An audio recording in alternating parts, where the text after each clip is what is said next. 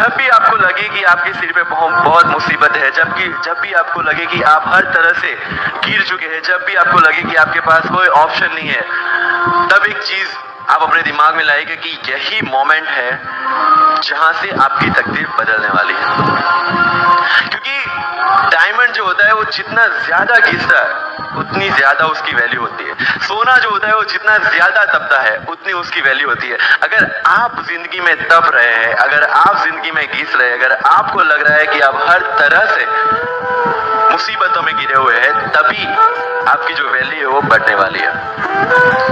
और यही मेरा एटीट्यूड रहा है। लोग बोलते हैं कि तुम्हारी फाइनेंशियल कंडीशन ठीक नहीं थी, पापा इलेक्ट्रिशियन थे, मम्मी हाउसवाइफ थी, डायमंड के कारखाने में काम करती थी, उसके बाद उन्होंने मैरिज में रोटियां बनाने का काम किया और उस तरह से मैं पढ़ा। लेकिन जब मुझे पूछा जाता है कि ऐसी कौन सी चीज है आपकी लाइफ में जो आप बदलना चाहते हो, व्हेन आई सेड नथिंग, क्योंकि अगर वो चीजें नहीं होती मेरी लाइफ में तो शायद आज आपके सामने मैं नहीं होता। तो अगर लाइफ में प्रॉब्लम्स है, अगर लाइफ में स्ट्रगल है, जैसे सर ने बताया struggle is a part of life and I strongly believe in that. क्योंकि हम दिल्ली में थे, मेरे दोस्त के साथ में निकला बाहर घूमने, बोलता यार ऐसी लाइफ चाहिए, कोई मगजमारी नहीं, आराम से बैठते हैं पूरे दिन एसी वाले कमरे में, बहुत सारे पैसे है और कोई टेंशन नहीं, ऐसी लाइफ चाहिए मुझे। मेरे पास ऑप्शन है तो क्या? बोला देख सामने एटीएम का रूम दिख रहा है, एसी वाला कमरा है, बहुत सारे पैसे, कोई मगजमारी नहीं, जॉब ले ले। क्यों आईएएस आईपीएस में दिमाग खराब कर रहा है? अगर स्ट्रगल नहीं चाहिए तो you have to compromise with that life. जब भारत वर्ष का सपना चंद्रगुप्त ने देखा, चाणक्य ने देखा, और उस भारत वर्ष को बनाने के लिए जब ये संघर्ष जारी था, और तब नंद के राजा धनानंद की डॉटर दुर्धरा से चंद्रगुप्त को प्यार हो जाता है, और जब चाणक्य उनको बोलते कि नहीं तुम्हें उससे दूर रहना है, तब चंद्रगुप्त बोलता है आचार्य कभी कभी सोचता हूं कि जिंदगी में या ये भारत के सम्राट बनने के लिए इतना त्याग, इतना बलिदान ना देना होता तो। और तब चाणक्य रिप्लाई करते हैं तो हर कोई भारत का सम्राट होता। This is the fundamental rule of life, attitude, or not for UPSC, for life even. Because when I am speaking in front of you in Hindi and English, to be very clear, I belong to rural background of Gujarat, और मेरा study जो हुआ है वो पूरा Gujarati medium में हुआ है, गवर्नमेंट स्कूल में। 12th तक का स्टडी मेरा गवर्नमेंट स्कूल में हुआ है, गुजराती बोर्ड में, गुजराती मीडियम में। And yet, I can give my UPSC interview in English in Delhi and score such marks. Where did it come from? कहाँ से आता है ये? मुझे अभी भी याद है मेरा college national institute of technology Surat था, जहाँ पे मेरे साथ जो पढ़ने वाले बच्चे थे वो सारे CBSE ICSE वाले थे, और मैं एज ए एलियन वहाँ पे पहुंचा था, क्योंकि तब मुझे पता चला कि मैकडी जैसा भी कुछ है और उसमें बर्गर जैसा भी कुछ मिलता है। That was my first exposure to any metro city. And जब मैं उनसे इंटरेक्शन करता था और इंग्लिश बोलने की ट्राई करता था, तो जैसे संजू मूवी में इंग्लिश दिखाया गया है गुजरातियों का, जो जीरो को जीरो बोलते हैं, उसी तरह I was also like that. Mother tongue influence आ जाता है, it's very obvious. So I used to speak notes and not notes, और डोर एंड नॉट डोर, और don't and not don't. They used to make fun of me. Safin, it's not don't, it's don't. Okay, fine. I had two options. Either I stop speaking English with them or improve on that and go ahead. I decided the second option. When I started my preparation of civil services, जो English medium में करनी थी, वाजीराम में मैंने coaching किया, जहाँ पे पूरा इंग्लिश मीडियम में था, सारे सब्जेक्ट्स मेरे लिए नए थे। I started from the scratch. I started from the English medium NCERT of standard 5 and 6, Gujarati dictionary, Gujarati to English dictionary, and then I started my preparation. कभी कभी ऐसा होता था कि द हिंदू का पूरा एडिटोरियल पढ़ लिया और उसके बाद I was like कि मैंने क्या पढ़ा। ये होगा, सबके साथ होगा। बट उस जगह अगर आप टिक गए, उस जगह अगर आपने पेशेंस रखा, उस जगह आपने अगर सरवाइव कर दिया, तो इस एग्जाम में भी सरवाइव कर जाओगे। क्योंकि यूपीएससी की जो रेस है उसमें कभी भी खरगोश नहीं जीतेगा, इसमें जीतने वाला ऑलवेज कछुआ ही होगा, जो स्लो बट स्टेडी रहेगा। लग जाते हैं 5 साल भी लग जाते हैं, 7 साल भी लग जाते हैं, 9 साल भी लगे हैं लोगों को एग्जाम क्लियर करने के लिए। लेकिन बिलीव वीडियो में जब रिजल्ट आएगा ना, तो वो सारा सेक्रीफाइस आपको वर्थ लगेगा। आप पढ़िए लोगों के इंटरव्यूज। मैंने क्या किया कॉलेज के 4 साल में, I went through each and every interview of UPSC toppers on YouTube. Ira Singhal से लेके टीना डाबी मैम तक सबकी इंटरव्यूज मैंने देखे। For what?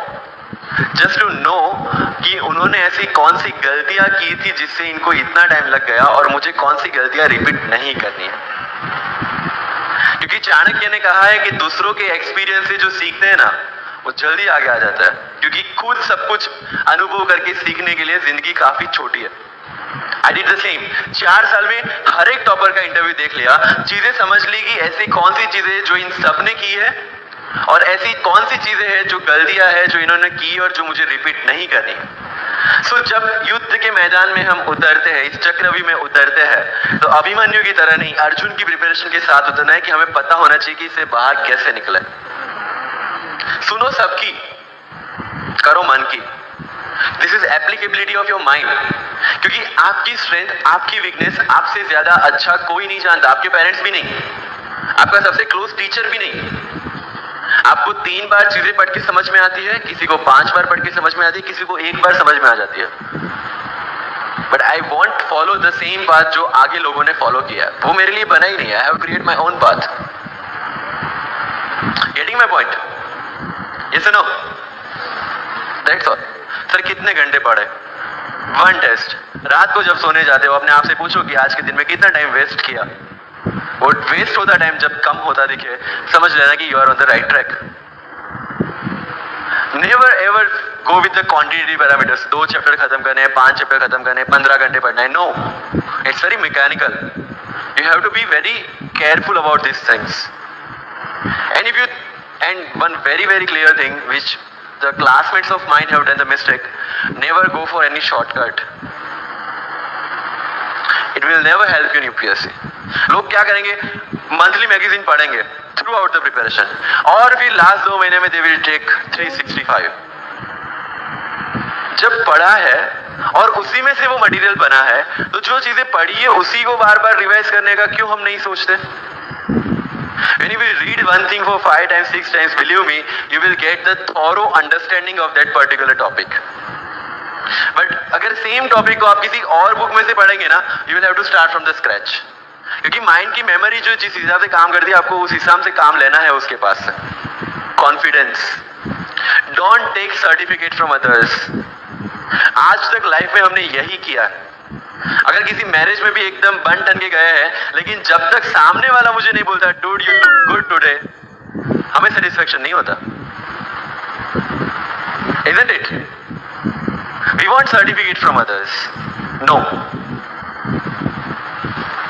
कोई जब तक मुझे आके नहीं बोलता कि तेरे से यूपीएससी हो पाएगा, तब तक मुझे खुद कॉन्फिडेंस नहीं होता कि मुझे यूपीएससी करना चाहिए नहीं करना चाहिए। या अगर कोई मुझे आके बोल देता है कि भाई 3, 4 साल, 5 साल तो लग ही जाएंगे, तेरे बस की चीज नहीं है, अगेन मैं सोचने बैठ जाता हूँ।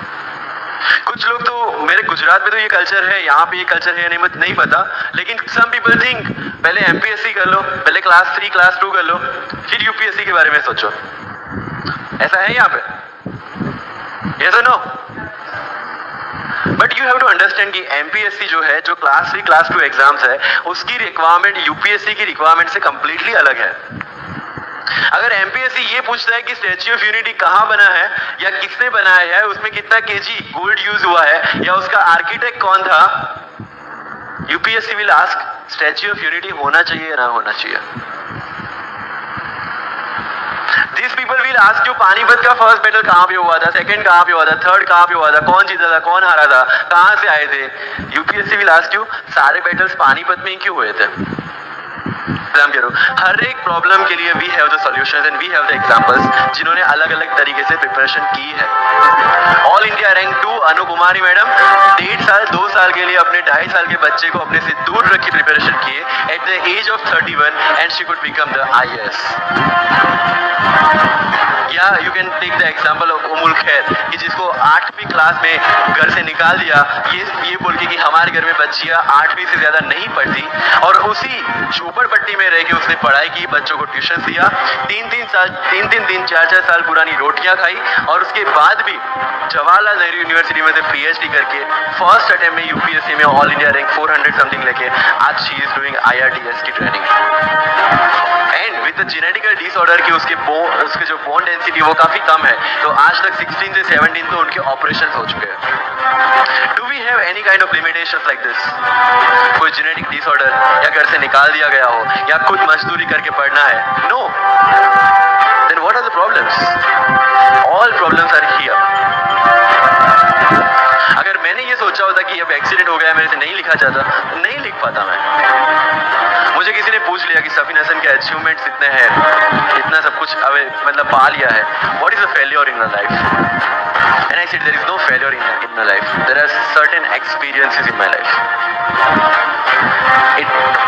If you want to make it success और failure, it's in your mind. अगर किसी चीज आपके साथ कुछ हुआ, उसमें से सीख के आगे बढ़ने का एटीट्यूड आपके पास होगा, UPSC is all yours. So वही चीज जो कहावत है, deserve before you desire. If you want to be in civil service, you have to deserve for that. If you want कि आपके घर में फॉर्च्यूनर हो, तो पहले फॉर्च्यूनर रखने की जगह होनी चाहिए। In simple. तो लाइफ में जो मैं कंप्लेनिंग एटीट्यूड की बात कर रहा था, वो कंप्लेनिंग एटीट्यूड आपको कहीं पे भी नहीं ले जाएगा। You have to put all your complaints aside, start preparation. क्योंकि आज तक दुनिया ये मानती थी कि एक भी शब्द बिना बोले हम अपनी बात एक्सप्रेस नहीं कर सकते। तब हमारे साथ थे चार्ली चैपलिन, जिन्होंने एक भी शब्द बिना बोले सारी दुनिया को एंटरटेन किया। आज भी दुनिया जब ये मानती है कि सिर्फ औरतें अच्छा खाना बना सकती है, हमारे सामने संजीव कपूर, जिन्होंने पूरी दुनिया को भारत का स्वाद चखाया। आज भी अगर दुनिया ये मानती है कि अकेले इंसान से कुछ नहीं हो सकता, हमारे सामने महात्मा गांधी जो अकेले चले थे और पूरा देश उनके पीछे चला था। आज भी दुनिया अगर ये मानती है कि धनवान बनने के लिए धनवान घर में पैदा होना जरूरी है, हमारे सामने धीरूभाई अंबानी, जिन्होंने पूरी दुनिया को एक सपना दिखाया, कर लो दुनिया मुट्ठी में, और आज रिलायंस इंडस्ट्री वर्ल्ड की और इंडिया की सबसे बड़ी इंडस्ट्री है। आज भी दुनिया अगर ये मानती है कि हम कम एज ज्यादा एज में कुछ नहीं कर सकते, हमारे सामने अमिताभ बच्चन, जो आज भी एक साल में 3 ब्लॉकबस्टर मूवीज देते हैं। अगर आप ये मानते हैं कि सिविल सर्विस में आने के लिए आपका बैकग्राउंड होना जरूरी है, आपके सामने Shahrukh Khan without any background आज भी बॉलीवुड का बादशाह है। अगर आज तक दुनिया ये मानती थी कि हम सिर्फ धरती पे रहने के लिए बने हैं, हमारे सामने नील आर्मस्ट्रॉन्ग जो चंद्र पे जाके आए, आज तक हम ये जानते हैं कि हम क्या है, हम क्या बन सकते हैं, ये जानने का टाइम शुरू होता है अब। Thank you so much.